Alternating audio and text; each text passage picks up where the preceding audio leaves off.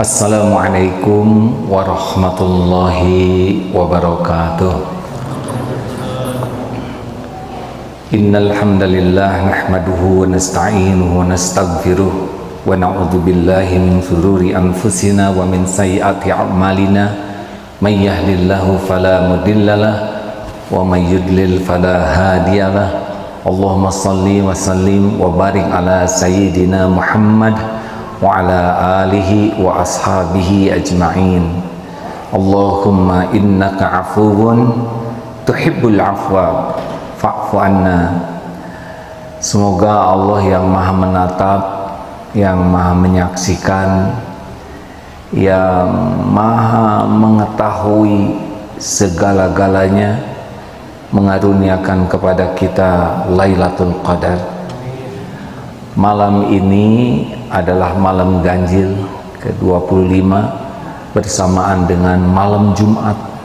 Masya Allah, ini adalah malam yang berlipat kebaikannya.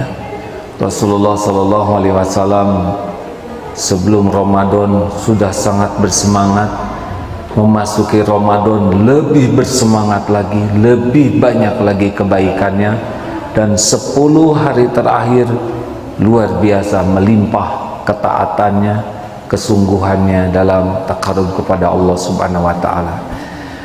Saudara-saudaraku sekalian di seluruh masjid yang menyimak, yang penting di malam Lailatul Qadar di antaranya adalah man qama ramadhana imanan wahtisaban ghufira lahu ma taqaddama min dambi. Hadis sahih. Barang siapa yang berdiri sholat di malam-malam seperti ini di bulan Ramadan, benar-benar karena keimanan, yakin kepada Allah, ini perintah Allah, dan benar-benar hanya mengharapkan keridhaan Allah, pahala keridhaan Allah, maka diampuni semua dosa-dosanya yang lalu. Kita tahu bahwa yang mengancam hidup kita adalah zalamtu nafsi, dosa kita sendiri. Kita sering sekali melaksanakan sholat,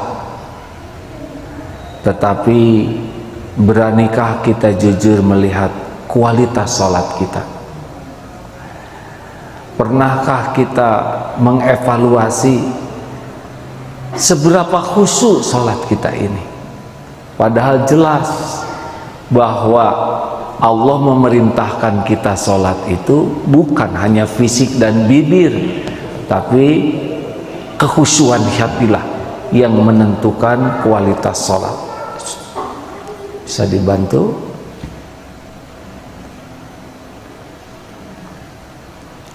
Nah, rekan-rekan sekalian, jangan sampai sholat kita ini seperti pepesan kosong. Karena apa? Karena sholat itulah yang sangat menentukan pertolongan Allah kepada kita. Zikir yang paling lengkap, zikir yang dalam keadaan wudhu, zikir yang menghadap kiblat, zikir yang dimulai takbir, tahmid, tasbih, tahlil, ada syahadat, ada salawat, ada salam, ada fatihah, ada ruku, ada sujud, ada doa di antara dua sujud. Ini yang ada dalam sholat.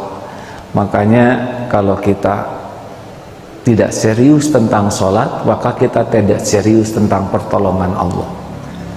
Karena inna sholata wasta'inu bisabri wassalah wa innaha lakabiratun illa 'alal khashiyin. Susah kecuali bagi yang khusyuk. Dan surat Al-Mu'minun 1-2, a'udzubillahi minasyaitonirrajim, qad aflahal mu'minuna alladzina hum fi sholatihim khashi'un. Harusnya kita bukan memikirkan bagaimana saya sholat, tapi bagaimana saya bisa sholat khusyuk sehingga sholat saya diterima Allah. Hadirin, sebetulnya kekhusyuan itu tidak sulit bagi kita. Kita sering khusyuk, tapi bukan dalam sholat. Kita khusyuk kalau kita sangat memerlukan sesuatu. Kita khusyuk ketika kita sangat berharap. Kita khusyuk ketika dalam situasi yang sangat penting. Kita sering kali khusyuk untuk sesuatu yang kita anggap sangat penting. Kenapa kita kurang khusyuk dalam sholat? Jawabannya sederhana, karena kita belum serius menganggap sholat itu sangat penting. Kenapa kita belum khusyuk dalam sholat? Karena kita belum sampai tingkat keyakinan bahwa sholatlah gerbangnya pertolongan Allah. Kita semua punya banyak masalah, punya keinginan, punya ketakutan, padahal semua itu ada dalam kekuasaan Allah dan mudah bagi Allah, bagi orang yang sholatnya disukai Allah. Jadi masalah yang selama ini membuat kita stres, tegang, takut, itu tidak ada apa-apanya sama sekali bagi Allah. Berat ringannya masalah itu tergantung ditolong atau tidak oleh Allah. Kalau Allah tolong, mudah saja, tidak ada yang pelik. Kalau Allah tidak menolong, pasti berat. Sayangnya justru kunci pembuka pertolongan Allah kita tidak serius. Mengapa orang sholat tidak khusyuk? Seperti yang diungkapkan tadi, sholat kadang masih jadi beban. Sholat belum dianggap kunci pembuka pertolongan Allah, dan dia belum begitu yakin bahwa Allah akan menolong lewat sholat ini. Nah, saudaraku sekalian, juga kenapa orang sholat tidak khusyuk? Karena ilmunya kurang, tidak bersungguh-sungguh. Baik kita mulai latih sedikit, bagaimana kita mengevaluasi. Coba orang kita semua sholat, kita jauh-jauh datang ke masjid, tapi ya begitu saja, Allahu Akbar. Sudah itu kemana saja pikiran kita? Nyaris tidak terkendali. Kita tidak sadar sedang takbir, kita tidak sadar sedang baca Fatihah, imam baca Fatihah, kita kemana saja. Kita tidak sadar kita sedang ruku, walaupun badan ruku, pikiran kemana-mana. Sujud sekalipun saat paling dekat dengan Allah, tidak ingat kepada Allah. Dan doa di antara dua sujud itu pun tidak sadar kita sedang berdoa. Bahkan kadang salam juga hanya ingat di ujungnya saja, dan itu berulang-ulang terus setiap hari. Pernahkah kita sehari saja serius untuk sholat kita? Dan inilah sebetulnya salah satu sumber ketidakbahagiaan, sumber keruwetan dalam hidup kita, yaitu kita bermain-main dalam sholat. Fawailul lil musallin alladzina hum an sholatihim sahun. Bagaimana ikhtiar kita? Satu, agar kita bisa memperbaiki sholat.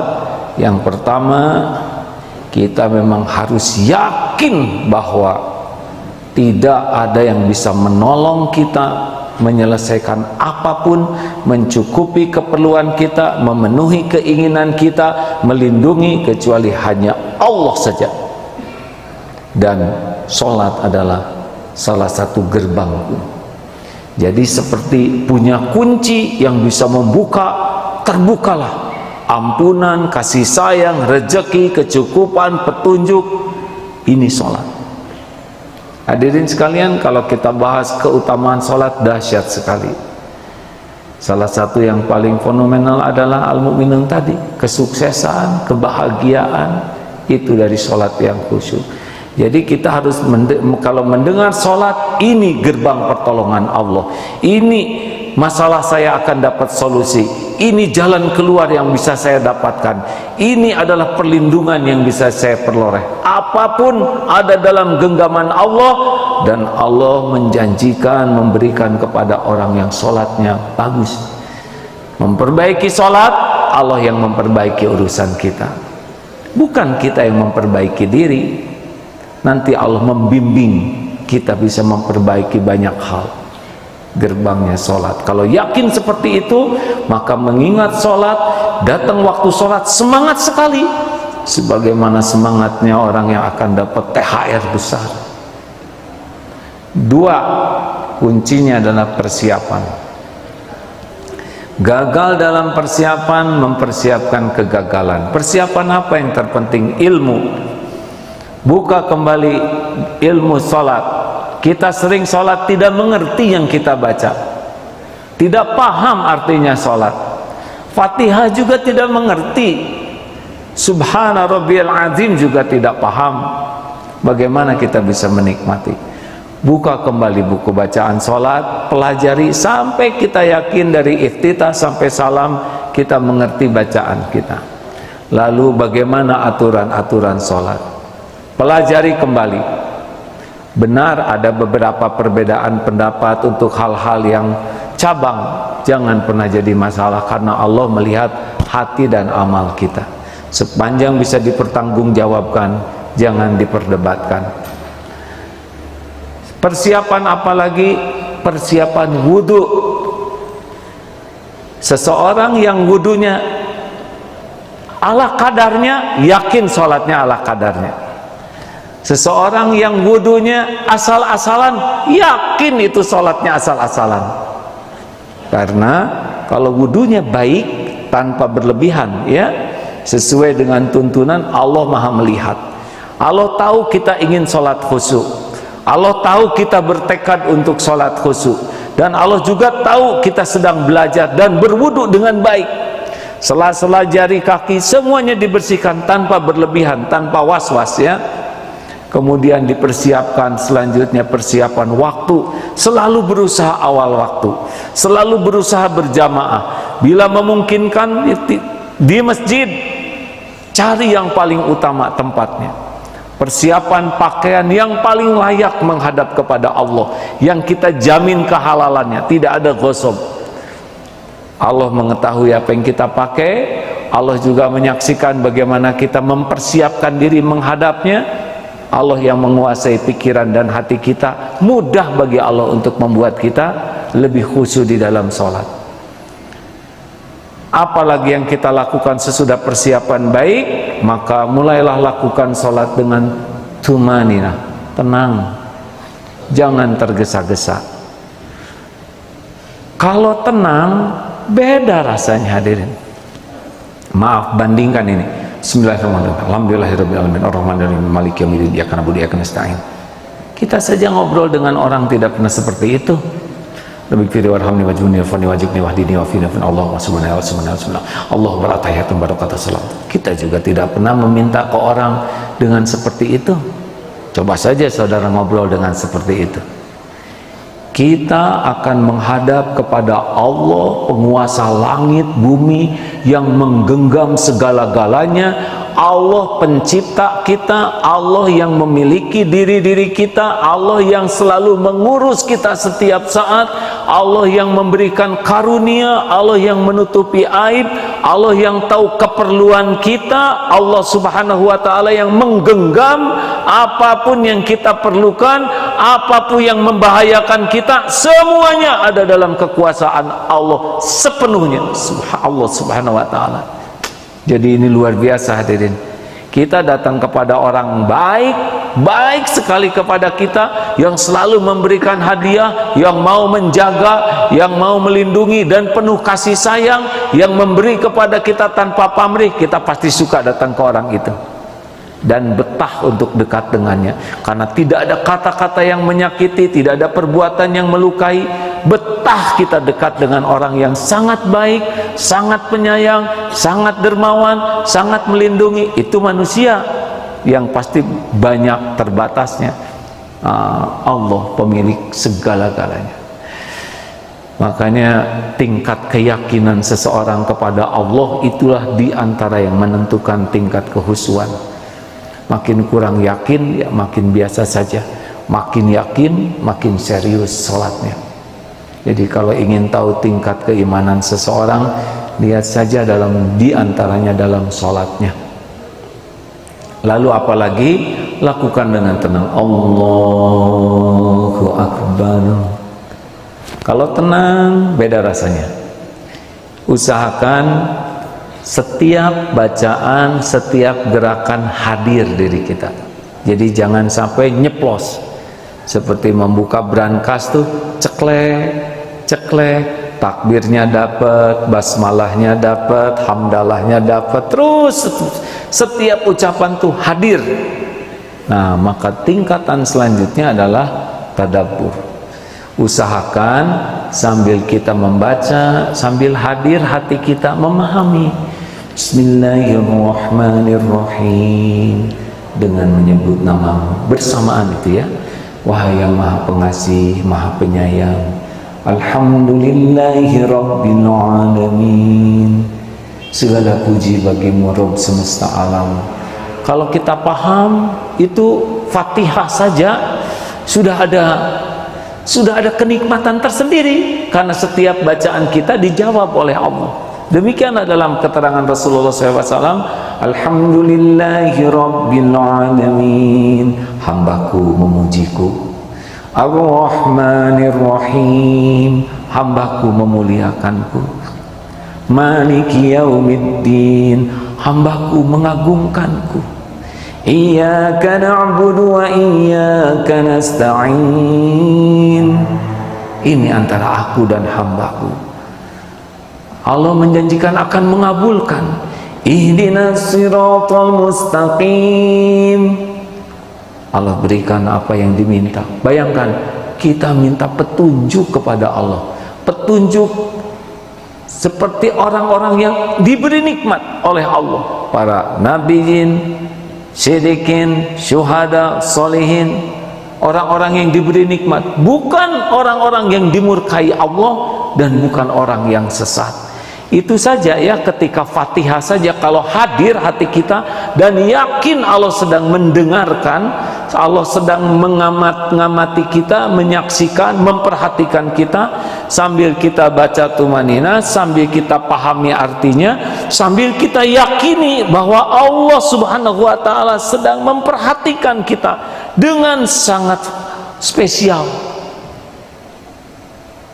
Rasakan hadirin, rukunya juga ini sekujur tubuh sedang ruku, tidak hanya badan tapi otot, daging, sendi-sendi, semuanya sel-sel merunduk kepada Allah. Dan ketika sedang sujud pun begitu, rasakan luruh kita sedang bersujud kepada Allah Subhanahu wa taala. Tidak usah dibayangkan seperti apa zatnya Allah, tapi dialah yang menguasai, menciptakan jagat semesta yang begitu dahsyat, dan kita hanya makhluk tiada arti yang kecil, yang tidak punya apa-apa selain titipan Allah, tidak berdaya kecuali Allah yang menguatkan, tidak punya selain yang dititipkan, tidak tahu selain apa yang Allah bimbingkan. Rasakan bagaimana seorang hamba kecil tiada arti bersujud di hadapan Allah yang maha agung, penguasa segala-galanya. Masya Allah hadirin, bagi yang sudah diberi nikmat seperti itu yang saya baca begitu, itu sujud itu sesuatu yang sangat nikmat, tumpah puja-puji dan doa di sana. Masya Allah, itu betah sujud seperti itu. Sebagaimana betahnya kita dekat dengan orang-orang yang baik, apalagi dengan yang maha baik, pasti jauh lebih betah. Jadi sangat tidak usah heran kalau Rasulullah SAW sujudnya sangat lama, sholatnya sangat lama. Kalaupun kita tidak bisa lama, minimal yang sebentar itu hadir. Hadirin sekalian, mintalah tolong kepada Allah agar kita diberikan kehusyuan, sehingga sholat taraweh atau qiyamul lail yang nanti dilakukan tuh betul-betul hadir diri kita, dan kita akan diberi kenikmatan. Selain nikmat pada waktu sholatnya, nikmat mendapat ampunan. Rabbighfirli, doa di antara dua sujud ini berbagai jenisnya, dari ada beberapa riwayat, tapi di sana luar biasa. Rabbighfirli, ampuni saya ya Allah, warhamni, sayangi saya. Dengan ampunan insya Allah dosa kita akan ditutup, dibersihkan oleh Allah. Dengan curahan rahmat Allah, Masya Allah, urusan bisa jadi lebih mudah. Warfa'ni, minta diangkat derajat oleh Allah. Sholatnya khusyuk, diangkat derajat, sulit berbuat maksiat. Inna sholata tanha 'anil fahsya'i wal munkar. Belum lagi kita minta dicukupi wajburni, belum lagi minta dicukupi rezeki kita, warzukni, wahdini. Ini penting sekali petunjuk. wa'afini, kita minta disehatkan, diselamatkan oleh Allah, dan semua itu ada dalam sholat. Dan Allah menyimak kita berdoa. Siapapun yang doanya sungguh-sungguh memohon, dan mudah bagi Allah menolong siapapun. Jadi masalah terbesar dalam hidup kita, kita bermain-main dengan sholat, meremehkan kualitas sholat, atau kita tidak serius menggapai pertolongan Allah lewat sholat. Allahumma salli ala Muhammadin wa ala alihi wa ashabihi ajma'in. Ya Allah, taqabbal minna qiyamana wa siyamana, taqabbal minna ya Allah, innaka antas sami'ul alim. Terimalah salat-salat kami ya Allah, saum kami, tilawah Quran kami, sedekah kami, terima ya Allah. Semua yang dapat kami lakukan, seburuk apapun niat dan amal kami ya Allah. Kami tidak tahu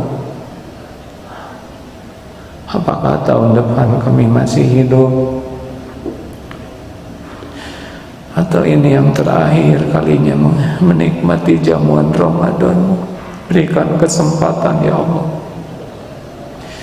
di hari-hari yang tersisa ini benar-benar Engkau jamu kami dengan nikmatnya ibadah, nikmatnya doa yang Engkau ijabah, dan nikmatnya Lailatul Qadar. Allahumma innaka afuwun tuhibbul afwa fa'fu anna ya karim. Allahumma innaka afuwun tuhibbul afwa. Allahumma innaka afuwun tuhibbul afwa fa'fu anna ya arhamar rahimin ya dzal jalali wal ikram ya rabbal alamin. Rabbana atina fid dunya hasanah wa fil akhirati hasanah wa qina adzabannar. Amin ya Allah ya rabbal alamin. Sallallahu. Terima kasih hadirin dan semua yang menyimak juga di Masjid Darut Tauhid Bandung, Jakarta, Batam, dan di semua tempat yang menyimak. Semoga malam ini kita dikuatkan oleh Allah bisa menikmati malam ganjil, malam 25 ini, dan malam Jumat. Assalamualaikum warahmatullahi wabarakatuh.